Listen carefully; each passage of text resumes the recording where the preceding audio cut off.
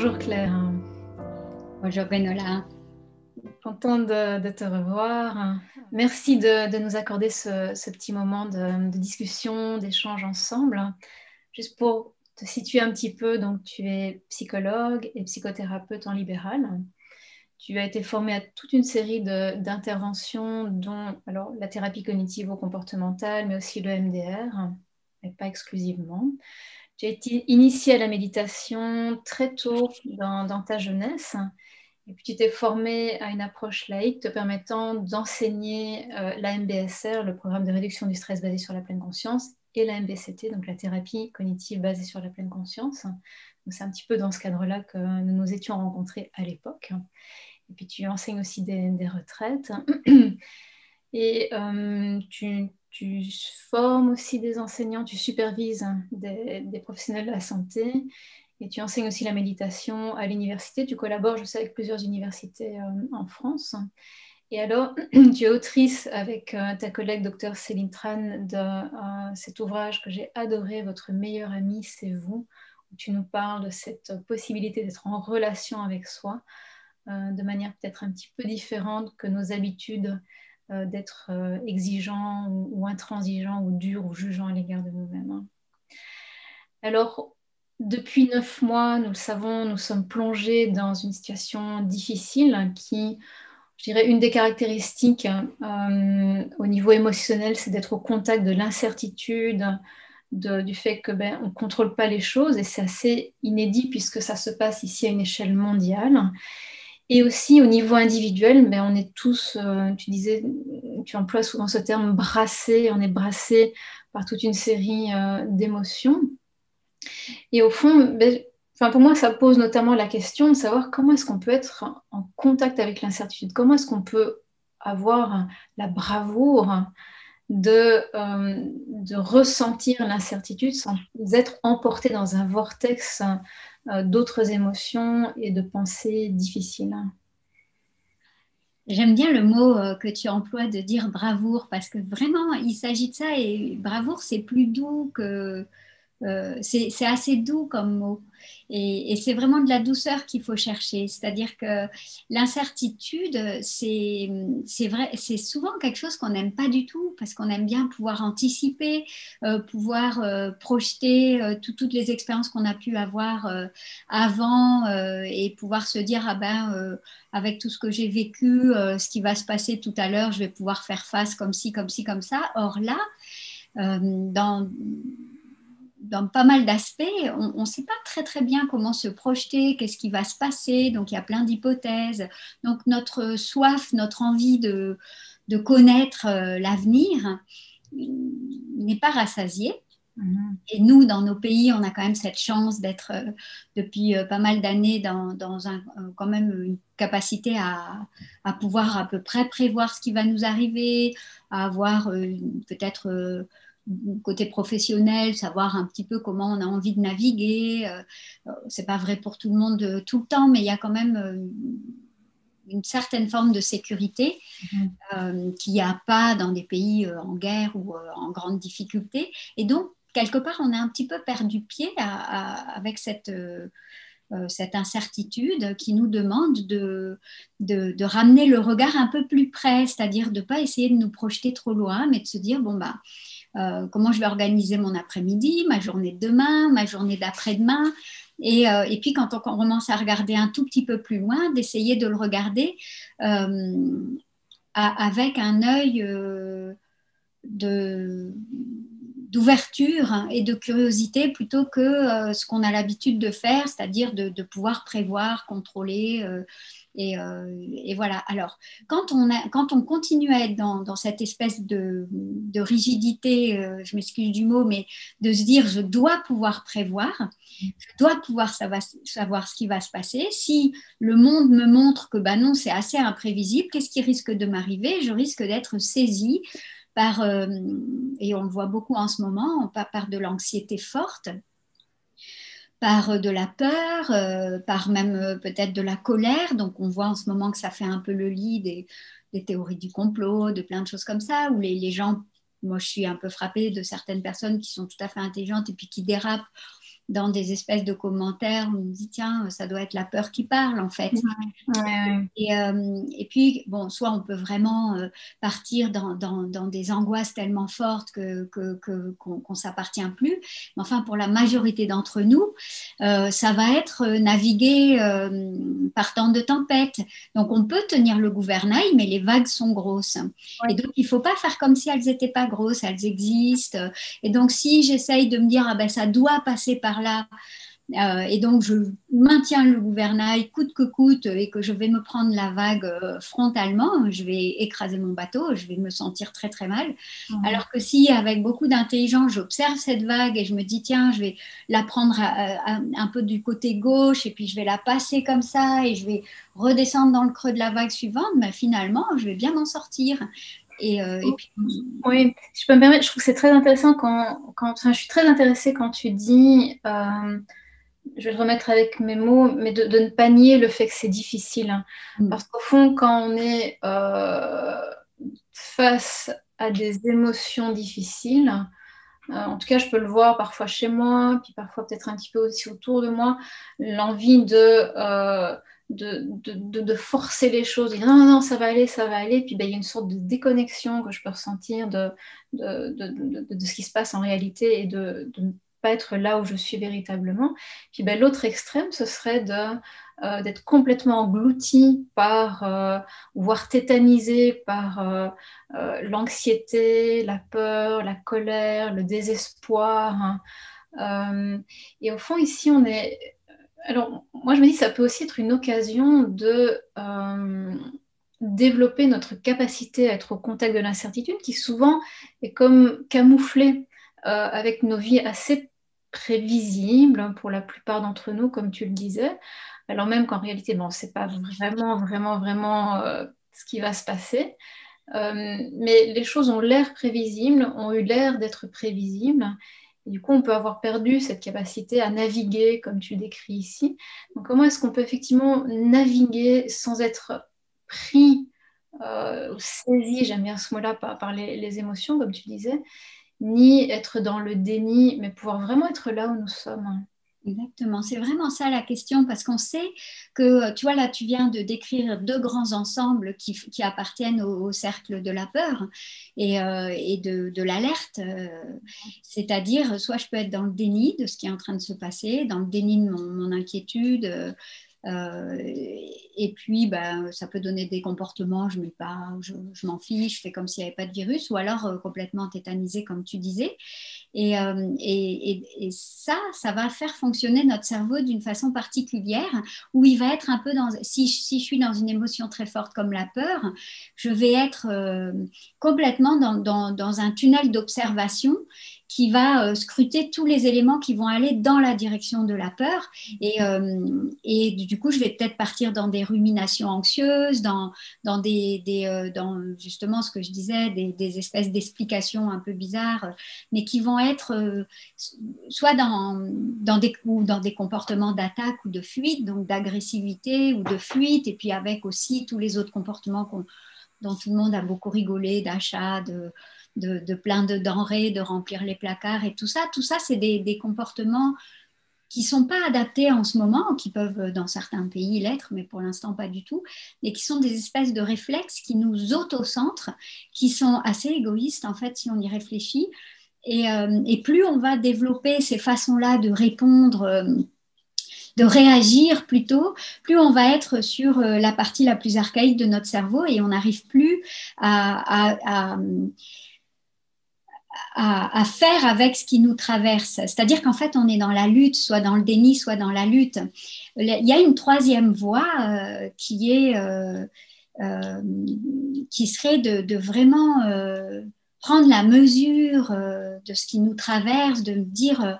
Ben, dis donc, en fait, ça m'inquiète, je le sens, j'ai un peu une tachycardie, depuis un moment, je respire un peu haut, Qu'est-ce qui m'arrive? Et là, si je commence à observer que j'ai l'œil sur les informations tout le temps ou que j'interprète un petit peu tout à charge ou que je sors très vite de ma fenêtre de tolérance quand les gens me disent un truc, je m'énerve plus vite et tout.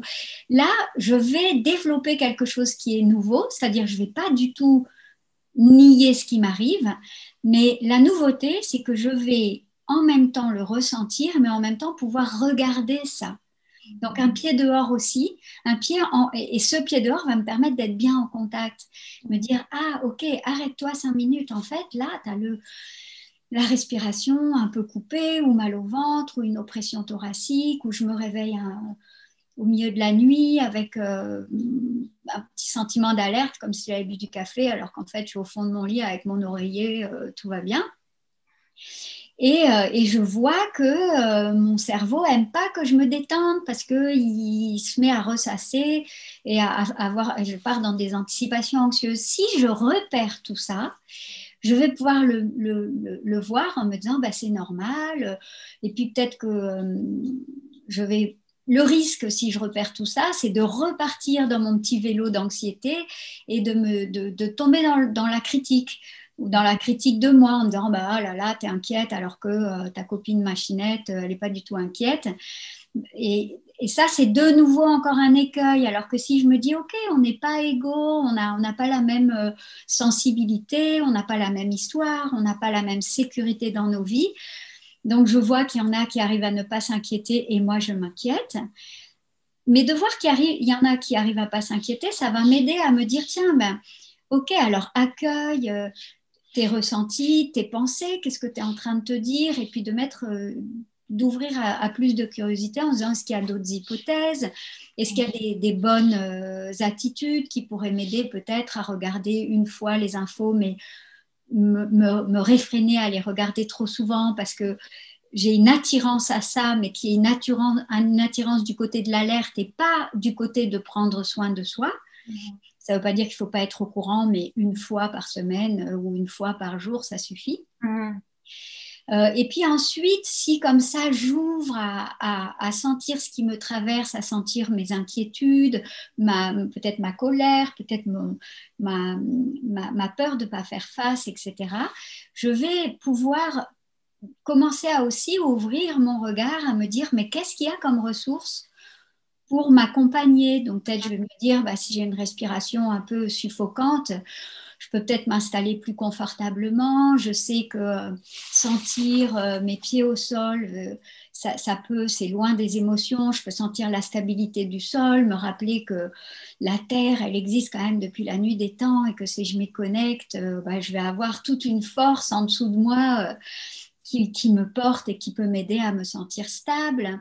Et puis si je sens mon corps, je peux aussi sentir qu'il y a de l'agitation, mais qu'il y a peut-être aussi des zones très stables. Si je m'installe, je ne bouge pas, vous voyez que là, enfin, tu vois que je suis en train de ralentir parce que j'essaye de le faire en même temps. En ralentissant, ben, finalement, je sens tout mon corps, sa densité, sa présence, et que je peux me dire que mon esprit agité, il peut être contenu dans tout ce corps et que ce corps va lui donner des informations qui ne seront pas du tout les mêmes que mes anticipations anxieuses qui sont beaucoup plus à charge.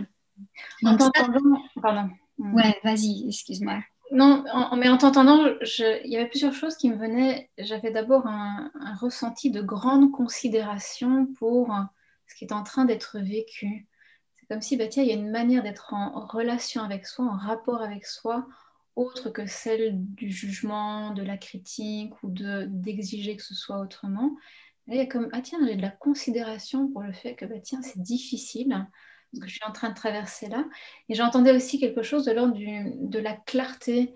Je peux savoir ce que je suis en train de vivre au moment où je suis en train de le vivre, plutôt que d'être sans cesse prise par il faut que je trouve une solution, il faut que je résolve mes émotions, il faut surtout pas ressentir ça. Là, ça nous emmène un peu dans des voies sans issue parce qu'au fond, nos émotions, elles n'ont pas à être résolues. Je pense qu'elles ont surtout à être vécues, à être rencontrées, à être ressenties. Puis aussi troisième aspect que je voyais dans ce que tu nommais, revenir aux choses très tangibles. Là, il y a mes pieds qui sont en contact avec le sol. Je peux sentir ma respiration qui est comme ceci, là, maintenant. Et en t'entendant, j'avais un ressenti d'espace, d'une certaine manière. Ah, ouais, c'est moins fermé, moins contracté. Mais il y a quelque chose qui peut être là, qui est au contact, qui n'est pas en train de nier. Il y a de la considération, il y a du tangible, il y a du concret qui est là. Et c'est exactement ce qui se passe, en fait, même moi, je ne suis pas dans les neurosciences, mais c'est exactement ce qui se passe dans le cerveau. C'est-à-dire, quand on est dans le système d'alerte, on va avoir toute une façon de vouloir résoudre et maîtriser une situation.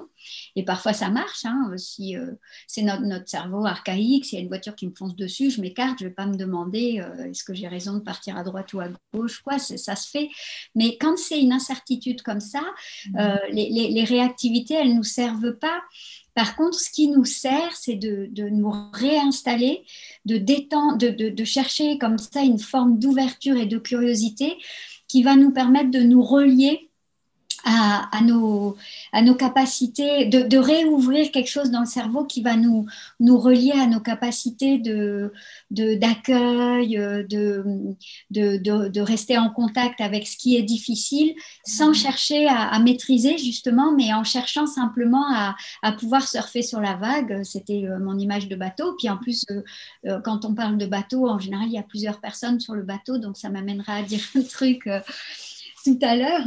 Mais donc, pareil, si on est en contact avec sa respiration, on va pouvoir peut-être ralentir sa respiration. Et puis, avec Céline Tran, on a écrit ce livre qui s'appelle Votre meilleur ami, c'est vous. Et bon, on ne peut pas développer trop longtemps, mais ce contact avec soi-même, c'est vraiment le passage obligé. Et puis, de pouvoir accueillir ce qui est présent au lieu d'essayer de le transformer tout de suite et de solutionner tout de suite, de se dire, mais en fait, qu'est-ce qui est là? Comment je me sens face à ça? De quoi j'ai besoin pour habiter mon présent? J'ai besoin de sentir mes pieds au sol, j'ai besoin de regarder les objets que j'aime beaucoup chez moi parce ils me plaisent, je les ai choisis, je me sens bien. Et du coup, qu'est-ce qui va se passer d'un point de vue très physique? Mes épaules vont s'ouvrir, mais il y a quelque chose aussi qui va se calmer dans mon cerveau. Je vais me sentir rassurée, je vais me sentir plus enveloppée. Et à partir de là, et c'est ça qui est super intéressant, c'est qu'à partir de là va renaître notre capacité à faire face d'une façon différente que d'essayer de contrôler et de faire que les choses soient pas comme elles sont. Et on va retrouver parce qu'on a été à l'écoute de nous-mêmes et on a cherché des choses qui nous aident, qui nous ressourcent, et ben, on va retrouver cette capacité à l'action, cette capacité à croire qu'on va pouvoir avancer pour nous-mêmes et pour les autres. Et alors, c'est vraiment, si on fait le lien avec la méditation, c'est vraiment toutes les pratiques autour de la compassion, de l'autocompassion pour soi-même et de la compassion. C'est-à-dire qu'au lieu d'être du côté de l'anxiété et de l'envie de contrôler, on va plutôt se mettre du côté de l'accueil de ce qu'il y a en nous et ensuite d'une direction. Si, par exemple, je me dis que je me souhaite d'être en sécurité et en bonne santé, si j'ai ce souhait-là pour moi, c'est pas un souhait qui va être il faut que ça arrive, et je me mets dans un espoir qui va m'aider à être dans cette action-là. C'est-à-dire, je vais prendre soin de moi, je vais bien manger, je vais faire attention à mon sommeil, et puis je vais peut-être faire ça pour les proches autour de moi, et puis de fil en aiguille comme ça, je vais me relier à ma capacité d'empathie pour moi-même, mais d'empathie pour les autres, c'est-à-dire de pouvoir ressentir les émotions, les miennes évidemment, puis ensuite celles des autres, sans être submergée par ces émotions-là parce que je me sens par ailleurs très stable. Et du coup, je vais aussi pouvoir me relier à ma capacité d'aider, de prévenir ma souffrance et de prévenir la souffrance des autres et de la prévenir avec des actions qui seront utiles, qui seront justes. Quand je parlais de bien nourrir mon corps, par exemple, je ne suis pas en train de vouloir sauver la Terre, mais si je ne commence pas par là, Mhm. Ben, je ne pourrais pas sauver la Terre en admettant que ce soit un objectif. Mais après, évidemment, moi toute seule, je ne vais pas sauver la Terre. Mais j'ai deux bras, j'en ai pas 36 000. Mais par contre, mes deux bras, plus les deux bras de quelqu'un d'autre, plus les deux bras de quelqu'un d'autre, ça fait qu'il y a plein d'actions possibles petit à petit. Donc, il y a les actions pour moi, puis il y a les actions qui sont plus altruistes, qui vont être de société, d'accompagnement des gens. Mais ça ne peut pas se faire si on fait un espèce de viaduc au-dessus de nous et qu'on ne fait pas attention à notre propre souffrance. Ça doit commencer par là, mais ça ne doit pas s'arrêter là. Mhm. Moi, pour moi, c'est essentiel, c'est-à-dire d'écouter ce qui se passe, mais d'aller ensuite plus loin si on s'en sent la force. Au moment où on s'en sent la force, il y a des moments où on ne l'a pas. Ouais. Ouais. Puis il y a des moments où on sent que ça y est, on peut rendre, on peut accompagner les autres parce que nous, il y a quelque chose qui s'est épaissi, qui s'est solidifié, pas au sens du figé, mais plutôt qui est entré dans une flexibilité émotionnelle Mhm. qui fait que je peux passer d'une émotion difficile puis retrouver quelque chose de plus tendre ou de plus stable et que là, je vais voir mon ciel se dégager. Voilà. Mhm. J'espère que c'est pas trop flou. Merci Claire. Et j'ai envie pour clôturer de reprendre ce que tu as dit là à la fin. Euh, on- alors je vais probablement pas être exact dans les termes, mais tu disais en substance, ça doit commencer par là, mais ça ne peut pas s'arrêter là. Ouais.